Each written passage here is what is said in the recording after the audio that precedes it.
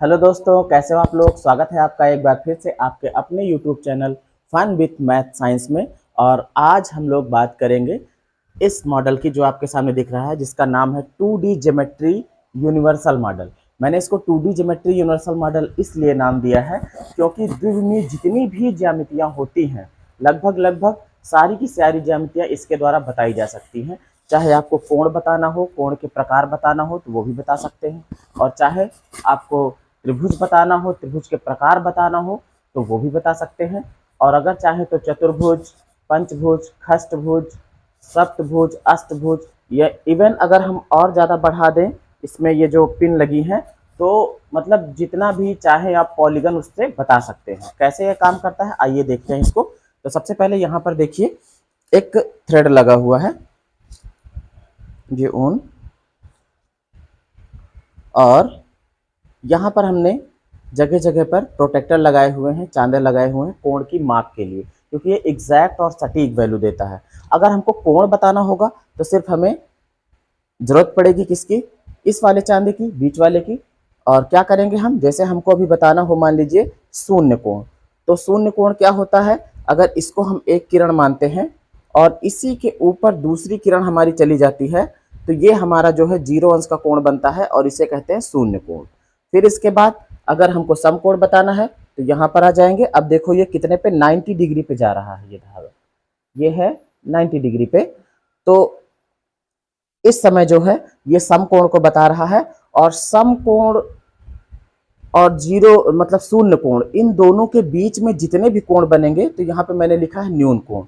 कहने का मतलब ये है कि 0 अंश से अधिक और 90 अंश से कम वाले जितने भी कोण होंगे, चाहे यहाँ से मैं बना दूं और चाहे यहाँ से बना दूं और चाहे यहाँ से बना दूं, ये सारे के सारे कोण क्या होंगे, न्यून कोण होंगे। अब अगर अधिक कोण पे जाना है हमको, तो हमें क्या करना होगा, यही अपना धागा जो है वो इस तरफ ले आ देंगे।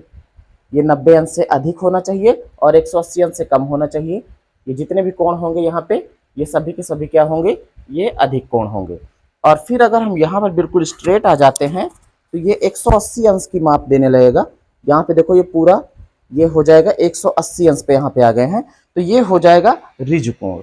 और अगर हम इससे आगे बढ़ते जाते हैं तो यहाँ पर जितने भी कोण बनेंगे, चाहे इस जगह पे सेंटर से ले लें, ये चाहे हम यहाँ से लें, चाहे यहाँ से, चाहे यहाँ से, चाहे यहाँ से, चाहे यहाँ से, जितने भी कोण होंगे ये सभी के सभी कोण होंगे, ये क्या होंगे, ये 180 अंश से अधिक होंगे लेकिन 360 अंश से कम होंगे। तो 180 अंश से अधिक हो और 360 अंश से कम हो, ये सारे के सारे कोण कहेंगे बृहद कोण है, ये बृहद कोण कहलाएंगे।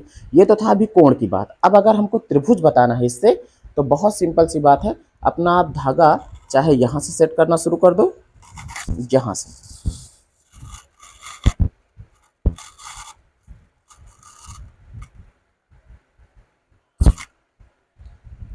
ये अब अभी आपके सामने एक ट्रायंगल का शेप बना हुआ है, और ये ट्रायंगल कैसा है, इसकी ये दो साइड्स इक्वल हैं, ये वाली कम है, तो ये हो गया समद्विबाहु त्रिभुज।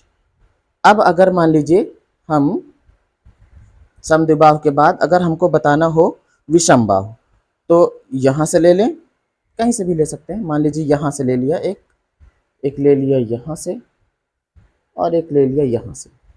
अब इसमें ये भुजा, ये भुजा, ये भुजा, तीनों भुजाएं अलग अलग हैं, तीनों भुजाएं इसमें अलग अलग हैं, तो ये जो है विषम बाहु त्रिभुज होगा।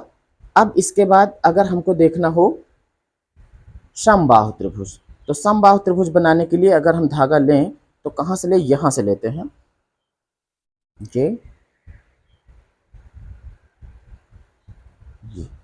अब इस समय जो बना हुआ है ये समबाहु त्रिभुज है। आप देखेंगे, आपको देख के लगेगा, एक सेकंड, अभी ये समबाहु पे नहीं है, ये यहाँ से जाएगा, 1 2 3, 1 2 3, यहाँ से जाएगा ये। अब बिल्कुल स्पष्ट आपको लग रहा होगा कि ये कैसा त्रिभुज हो गया, ये समबाहु त्रिभुज हो गया। इसकी तीनों की तीनों भुजाएं बिल्कुल बराबर है। अभी हमने भुजाओं के आधार पर त्रिभुज के प्रकार देखे, अब देखते हैं कि कोण के आधार पर। बहुत सिंपल सी बात है, जैसे न्यून कोण त्रिभुज, अधिक कोण त्रिभुज और समकोण त्रिभुज, इतने ही तो होते हैं, मतलब हमें अधिक कोण त्रिभुज बताना है अगर, तो मान लीजिए यहां से ले लेते हैं,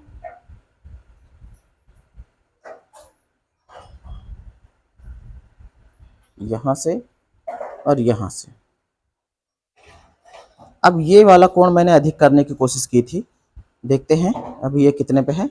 तो यहाँ पे हम लाएंगे इसको 0 पे, 0, ये हो रहा 110 का। देखिए यहाँ पे ये 110 पे है, 90, 100, 110 पे है, तो 90 अंश से अधिक है, तो ये कोण हो गया कितना, अधिक कोण का हो गया ये। तो ये है 110 पे। अब यहाँ वाला अगर मान लीजिए हम चांदा लगाए होते, तो यहाँ पे लगा रखा है हमने, यहाँ पे इसको देख लो, ये है कितना, ये है 40 पे, तो 110 और 40 ये हो गया 150, तो 150 हो गया, तो यहाँ वाला जो होगा वो 30 अंश का पक्का, एकदम 30 अंश का होगा। तो इस तरीके से जो है ये हो गया अधिक कोण त्रिभुज। अब इसके बाद अगर समकोण त्रिभुज बताना हो, तो समकोण त्रिभुज तो सबसे सिंपल है, यहाँ से उठाओ, ऐसे ले जाओ, ऊपर वाले पे ले जाओ और यहाँ से कर दो। अब आपको पता है ये 90 पे है ही है, यहाँ पे देखो ये 90 पे है, तो ये एक कोण 90 अंश का होगा, तो ये समकोण त्रिभुज हो जाएगा। बाकी को नापना चाहो तो ये भी 45 पे होंगे, पक्की बात है एकदम। यहाँ पे देखो ये 45 पे ये है, और इसको भी देख लेते हैं, ये भी 45 पे है, तो ये हो गया कितना, 45, 45, 90 और 90 इसका 180। हम इस तरीके से ये भी बता सकते हैं कि त्रिभुज के तीनों कोणों का योग जो होता है वो कितना होता है, 180 अंश होता है।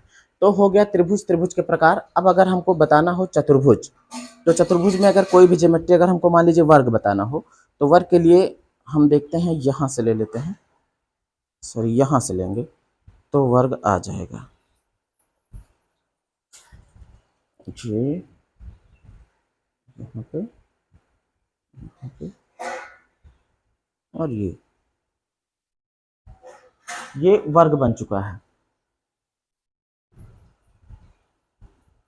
2, 3, 3, 3, 3, 3, 3 मैंने छोड़ा हुआ है, ये वर्ग की ज्योमेट्री हो गई है। और इसमें प्रत्येक कोण अगर नापना चाहो तो ये भी पता लग जाएगा। इसको हम सेट करेंगे यहाँ पे, ये 0 पे, ये 90 अंश पे हो गया, ये भी कितने पे होगा, ये भी 90 अंश पे होगा, यहाँ पे हाँ, ये भी 90 पे, ये भी 90 पे होगा। तो मतलब चारों कोण इसमें 90 होंगे, और प्रत्येक भुजाएं क्या होंगी, बराबर। भुजाओं को बराबर कैसे हमने देख लिया है, ये हमने जो पिंस लगाई हैं ये बिल्कुल बराबर बराबर दूरी पे लगाई हैं, तो 3 पिंस इसके बीच में थी, सबके बीच में देखो 3 पिन का मैंने गैप छोड़ा हुआ है, 1 2 3, 1 2 3, 1 2 3, 1 2 3, तो ये चारों साइड इसकी क्या हो जाएंगी, इक्वल हो जाएंगी। अब ये चतुर्भुज के बाद अगर हमको पंचभुज बताना हो, तो पंचभुज के लिए मान लीजिए यहाँ से, यहीं से ले लेते, चाहे कहीं से भी आप ले सकते हो, 2,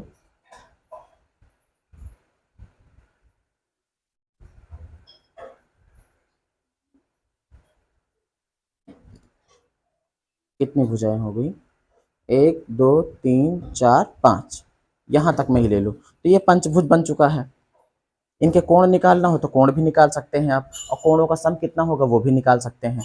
फिर अगर खष्टभुज बताना हो, तो खष्टभुज के लिए 1 2 3 4 5 6, यहाँ से भी ले लेते हैं, और ये कौन सा बन रहा है देखते हैं जरा, खष्टभुज है कि अष्टभुज बन गया है। 1 2 3 4 5 6 7 8, ये अष्टभुज बन गया है।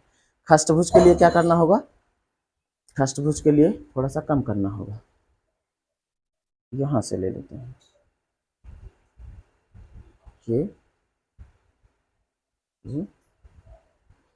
और ये, और यहाँ से भी इसको हटाते हैं, ये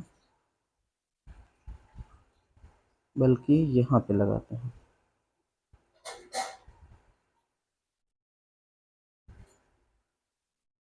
अभी कौन सा भुज बन रहा, बहुभुज बन रहा है, देखिए।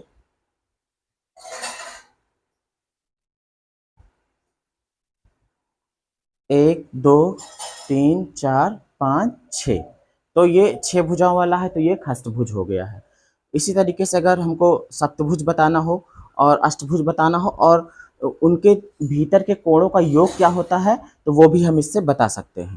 तो ये था आज का हमारा 2D ज्योमेट्री यूनिवर्सल मॉडल। यहाँ तक कि इस पे हम और भी बहुत चीज़ें बता सकते हैं। जैसे अगर हमको बताना हो कि किसी भी त्रिभुज का जो बहिष्कोण होता है वो सुदूर दो अंतःकोणों के योग के बराबर होता है, तो हम बहुत सिंपल सी बात है, एक त्रिभुज का शेप देंगे। जैसे हम यहाँ से दे रहे हैं एक त्रिभुज का शेप, ये दे दिया यहाँ से और यहाँ से ले लिया। अब यहाँ पे देखो, ये हमारा बहिष्कोण बन रहा है। ये इन दोनों के देखो, यहाँ पे यह बहिष्कोण कितने अंश का बन रहा है, अगर चेक करें तो हम ये 90 का बन रहा है। अगर ये 90 का है तो ये सुदूर मतलब कि यहाँ के दोनों कोणों के योग के बराबर होना चाहिए।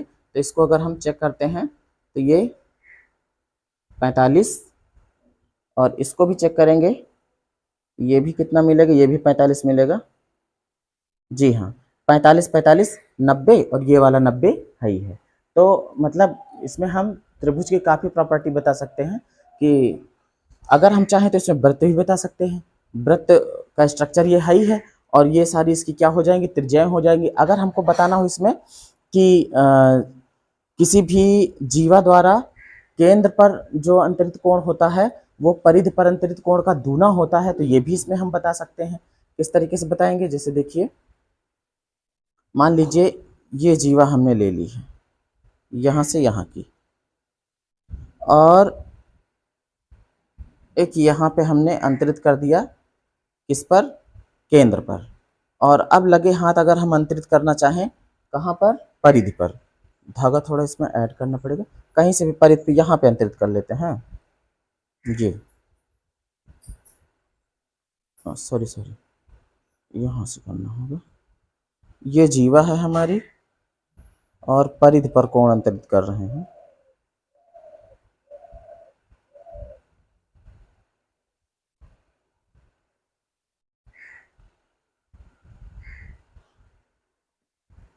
इसको थोड़ा छोटा करते हैं।